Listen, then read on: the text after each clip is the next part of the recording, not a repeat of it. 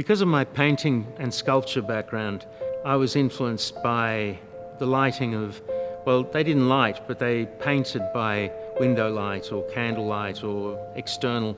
And I've always tried to incorporate that feel into my photos.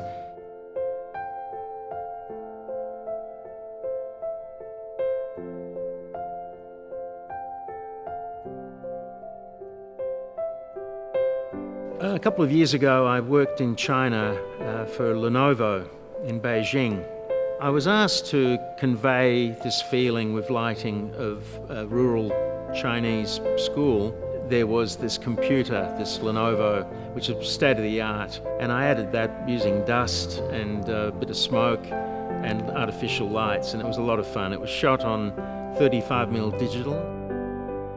I worked with Maggie Chung for a campaign out of Asia and China. I had no idea how big a star she was until one night when we were out at dinner, people would flock to her in our midst and ask for autographs. I was quite impressed with her.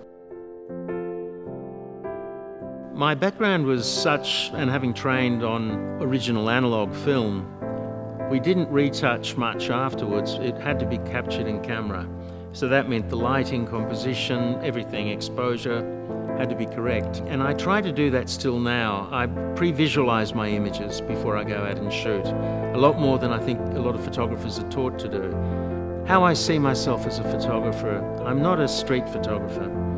I'm a photographer that creates images. I don't capture them. So I pre-plan my images and then execute them. And very important that you have something to say, that your image speaks. There's too many bland, nothing photographs out there, and I don't want mine to be like that. They don't have to be exceptionally strong, visually challenging, but they have to say something, even a subtle smile.